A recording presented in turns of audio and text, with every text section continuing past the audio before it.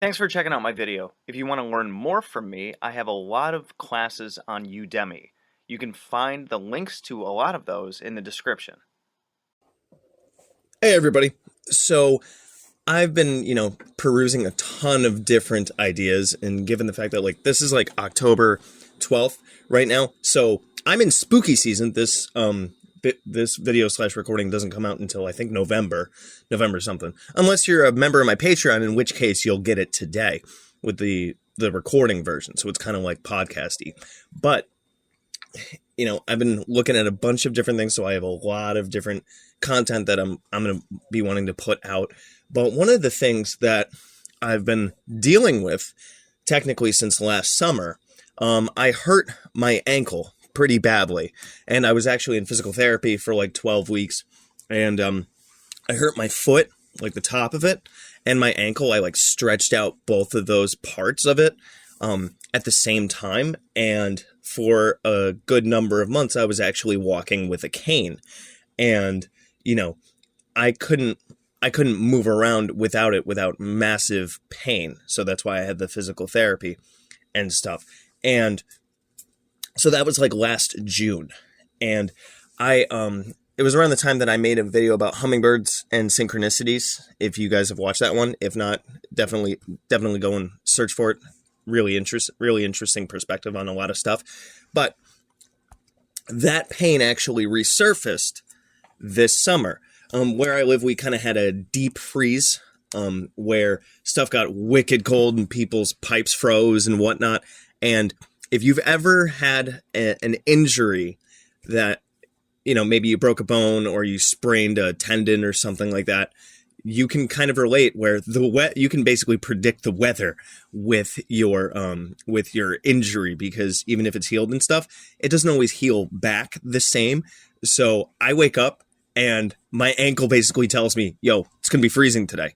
Or, hey, it's going to rain. I don't even have to check the weather, and I know what's going to happen. So, yay for arguably psychic abilities from my ankle. But that's not entirely the point of this video. So basically, my pain resurfaced this summer, and I actually went to a foot doctor. Turns out I got arthritis in my foot. Awesome. But it gave me a couple of different ideas, which I'm going to expand on in a couple of minutes, and it's the point of this video. So because of my foot pain, I was walking around with my cane again after that deep freeze for a little while.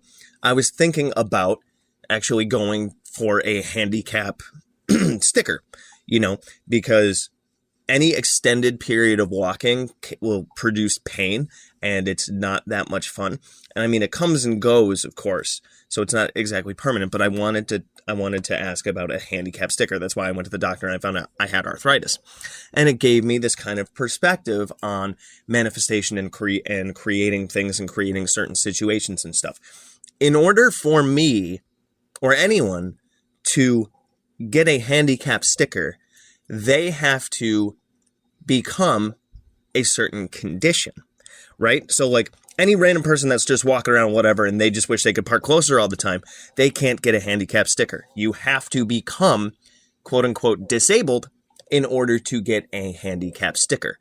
So in order to get what I want, i.e. handicap sticker, I have to become disabled. Well, this translates into effectively any other situation. If you want a positive, productive, happy relationship, you have to become that happy, positive, productive partner. You have to become that condition and that role in order to get that other thing that you want. In order to become a doctor, you have to go to medical school and earn the degrees and stuff. You have to become that. Things don't just fall into your lap. People don't become an actor just because they walk in and they have an audition. You actually got to be good at it.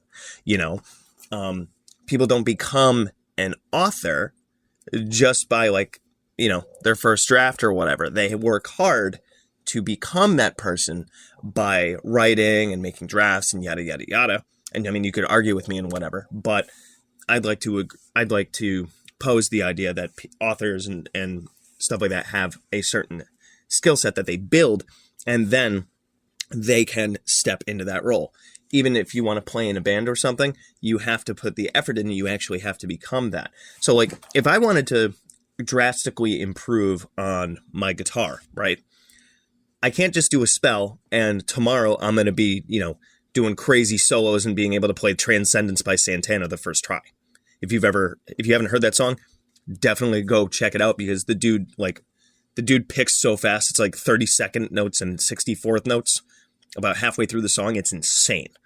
But you actually have to put the effort in to grow into that thing. You have to become that. Now, of course, with a handicap sticker or whatever, you can't put effort in to become disabled because that's more body dysmorphic disorder with that kind of thing. If you were to become that way, there's like the body dysmorphic thing where people feel like they don't like a limb that they have. So they'll actually go around and ask a doctor, like, I feel like I don't want, my identity, it dictates that I don't want to walk. I feel like I want to be paralyzed or whatever. That's literally a medical condition, a psychological condition. And they may want that, but they have to become that. Is a doctor going to do that for them? No, of course not. But so anything that you want to have happen in your life, you can't just do a spell for it to occur. I mean, that's part of the process, but you can't just ask for things to manifest out of thin air. You can ask for that particular thing, and then you have to move towards that goal because the universe kind of meets you halfway. It's almost like that phrase of, which I don't exactly like to use, but I'm going to use it in different context, but God helps people who help themselves, right?